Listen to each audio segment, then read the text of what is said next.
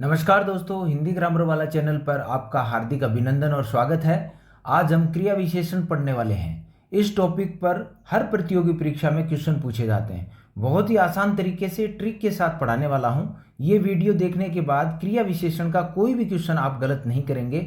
Start करते हैं साथियों आज का सेशन। सबसे पहले क्या है क्रिया विशेषण। तो क्रिया विशेषण है क्या ये देखेंगे। तो इसको अव्यय भी बोलते हैं, ये अव्यय है और ये इसको अविकारी भी बोलते हैं। क्या बोलते हैं? अविकारी। अविकारी कौन से होते हैं साथियों? अविकारी वो वे शब्द हैं जिनमें कोई परिवर्तन या कोई भी विकार उत्पन्न नहीं होता, वो क्या कहलाते हैं? अविकारी कहलाते हैं, जिसमें कोई भी परिवर्तन नहीं होता हो। तो जो अव्यय या अविकारी हैं वो चार प्रकार के होते हैं साथियों। एक तो क्रिया विशेषण जो हमने आज लिया है, दूसरा संबंधवाचक अव्यय, तीसरा समुच्चय बोधक अव्यय और चौथा विस्मयादि बोधक अव्यय। तो सबसे पहले हमने क्या लिया है? अव्यय के अंदर या अविकारी के अंदर क्रिया विशेषण लिया है। तो अब इसकी परिभाषा देखेंगे। परिभाषा में देखें साथियों, वे अव्यय शब्द जो क्रिया की विशेषता बताते हैं उन्हें क्रिया विशेषण कहते हैं। जो क्रिया की विशेषता बताते हैं उन्हें क्या कहते हैं? क्रिया विशेषण कहते हैं। जैसे उदाहरण देखिए, घोड़ा तेज दौड़ता है, ये क्या है? दौड़ता है क्या है? यहाँ पे ये क्रिया है। क्या है? क्रिया। और दौड़ता है क्रिया, इसकी विशेषता क्या है? तेज। इसकी विशेषता क्या है? कैसे दौड़ता है? तेज। तो ये तेज क्या है? ये तेज है, ये यहाँ पे हो जाएगा क्रिया विशेषण। तेज क्या हो जाएगा? क्रिया विशेषण। ये अपने को ध्यान रखना है। अब देखें आगे इसके प्रकार। तो क्रिया विशेषण के प्रकार हैं वो कितने प्रकार के होते हैं? मुख्यतः चार प्रकार के होते हैं। कितने प्रकार के होते हैं? चार प्रकार के होते हैं, ये ध्यान रखना अपने को। अब चार प्रकार हैं कौन कौन से वो देखें। पहला है कालबोधक, दूसरा है स्थान बोधक, तीसरा है परिमाण बोधक क्रिया विशेषण, चौथा है रीति बोधक क्रिया विशेषण। ये चार प्रकार होते हैं। अब इन चार प्रकार में होता क्या है साथियों कि जब वाक्य आता है तो उस वाक्य में हमें पहचान करनी होती है कि इसमें कालबोधक है, स्थान बोधक है, परिमाण बोधक है या रीति बोधक क्रिया विशेषण है। तो उसकी पहचान के लिए हमने एक ट्रिक बनाई है, या आप उसको इस तरीके से समझ सकते हैं कि अगर आप कब से क्वेश्चन करके देखेंगे, कब से, अगर आपको उत्तर मिलता है तो वो कालबोधक होगा। अगर कहाँ से क्वेश्चन करेंगे और अगर आपको उत्तर मिल जाता है तो वो स्थान बोधक होगा।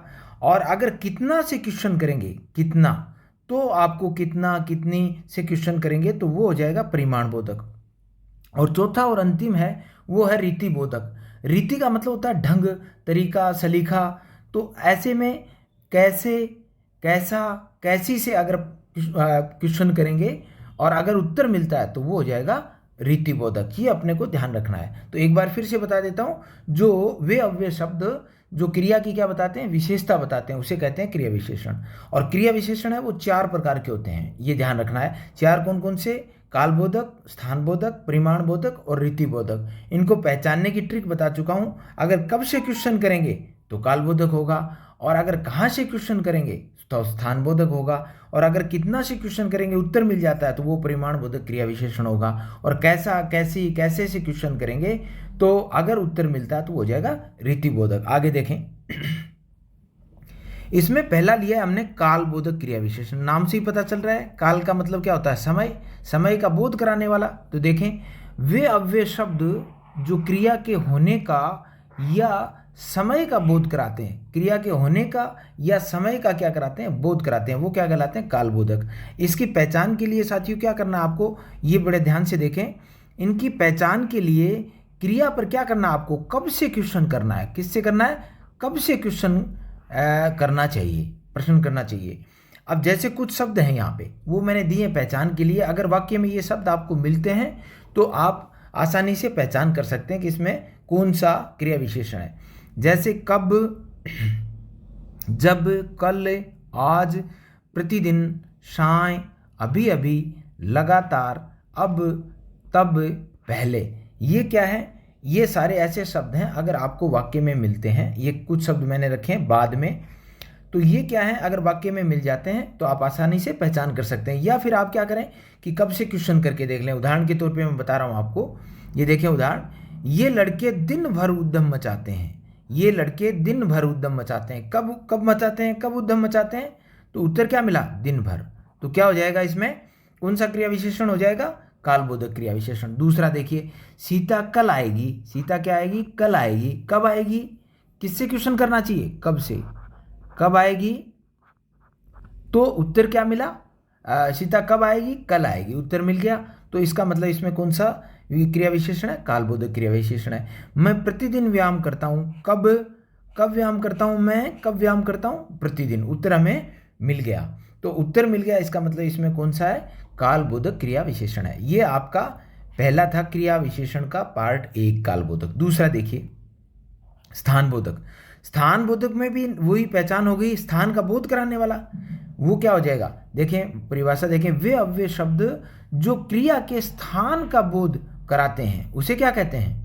उसे क्या कहते हैं? उसे स्थानबोधक क्रिया विशेषण कहते हैं। अब इसकी भी पहचान है साथियों, जो पहले बता चुका हूं। फिर देखें, इनकी पहचान के लिए कहाँ से प्रश्न करना चाहिए, क्या करना चाहिए, कहाँ से करना चाहिए, कहाँ से क्वेश्चन करना चाहिए। अब इसमें भी कुछ शब्द दिए मैंने, जैसे ऊपर, नीचे, दाएं, बाएं, इधर उधर, यहाँ वहाँ, पास, दूर, निकट, सामने। अगर ये शब्द आपको वाक्य के अंदर मिलते हैं तो आप निश्चित रूप से या आसानी से उसकी क्रिया विशेषण की पहचान कर सकते हैं। उसमें कौन सा क्रिया विशेषण हो जाएगा? स्थानबोधक क्रिया विशेषण होगा। उदाहरण देखें, लड़के छत पर खड़े हैं। कहाँ खड़े हैं? क्वेश्चन क्या किया हमने? कहाँ से। किससे करना चाहिए? कहाँ से करना चाहिए कि लड़के कहाँ पर खड़े हैं? छत पर खड़े हैं। उत्तर मिल गया। तो इसका मतलब कौन सा है? स्थानबोधक है। मोहन उधर बैठा है। कि कहाँ बैठा है? कहाँ बैठा है? उधर। तो ये भी यहाँ पे उत्तर हमें मिल गया। आप यहाँ बैठिए। कहाँ? यहाँ। और जहाँ पे ये उत्तर मिल रहा है, इसका मतलब कौन सा है? इसमें स्थानबोधक क्रिया विशेषण है। एक चीज और साथियों इसमें ध्यान रखनी है अपने को, कई बार हम गलती कर देते हैं। जैसे क्वेश्चन आ गया, लड़के छत के ऊपर खड़े हैं।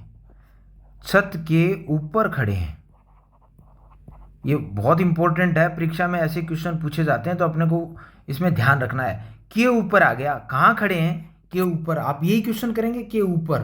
तो लेकिन ये ध्यान रखना है यहाँ पे कि के आ गया साथ में। साथ में क्या आ गया? के, से, परसर्ग। अगर के और से परसर्ग मिलता है तो उसमें संबंध बोधक अव्यय होता है। क्या होता है? संबंध बोधक अव्यय होता है। ये अपने को ध्यान रखना है। कई बार हम कंफ्यूज हो जाते हैं और एग्जामिनर कंफ्यूज करने के लिए ऐसे क्वेश्चन डाल देता है। लड़के छत पर खड़े हैं। कहाँ खड़े हैं? छत पर। तो यहाँ पे उत्तर मिल गया। लेकिन लड़के छत के ऊपर खड़े हैं, अगर के आ रहा है या से आपको मिल रहा है, किससे पहले? क्रिया विशेषण से पहले, तो आप क्या करें? उसमें संबंध बोधक अव्यय हो जाएगा। ये अपने को ध्यान रखना। आगे देखें, 3 नंबर, परिमाण बोधक। नाम से ही पता चल रहा है परिमाण बोधक। परिमाण का मतलब ही क्या होता है साथियों? नाप, तोल, मात्रा।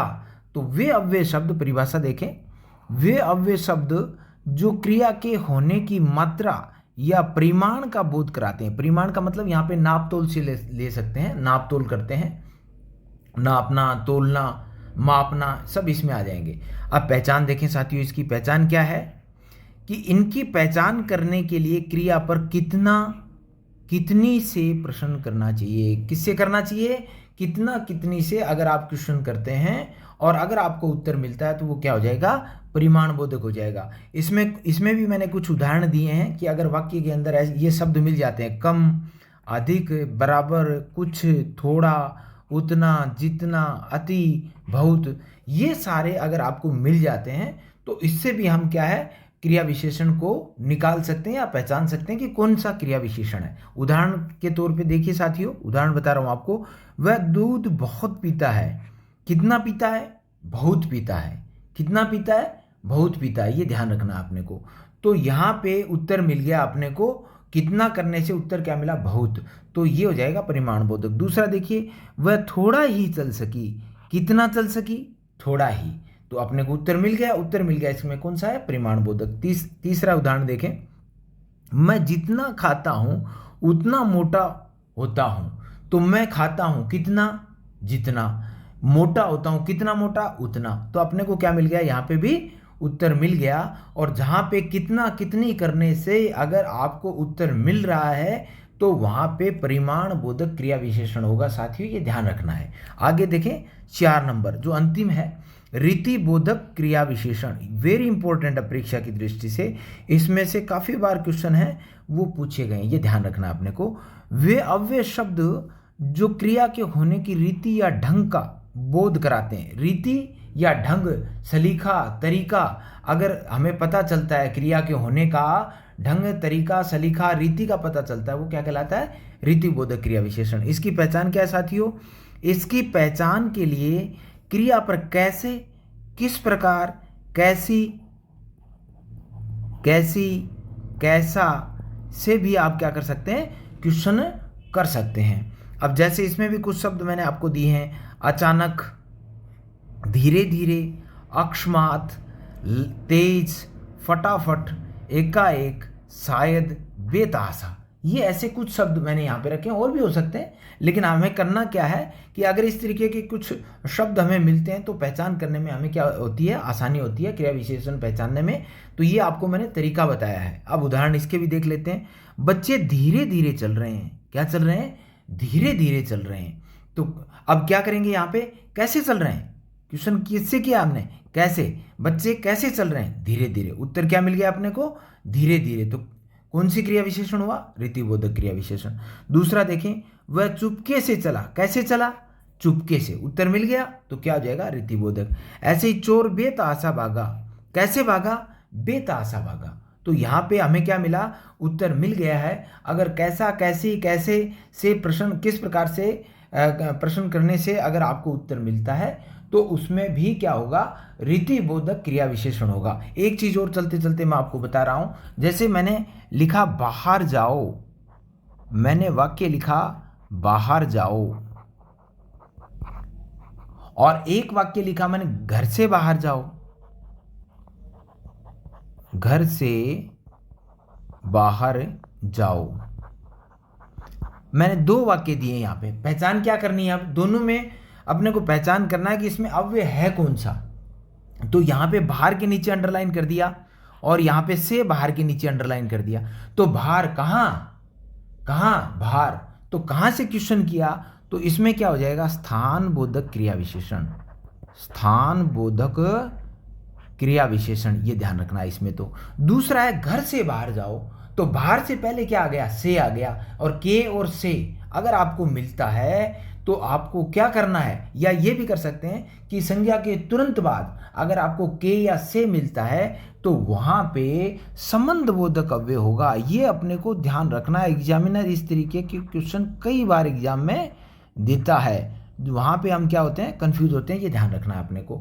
तो साथियों, आज का सफ़र यहीं तक। अगर आपको क्लास पसंद आई हो तो लाइक और शेयर ज़रूर करें, सब्सक्राइब करना ना भूलें। जय हिंद, जय हिंदी।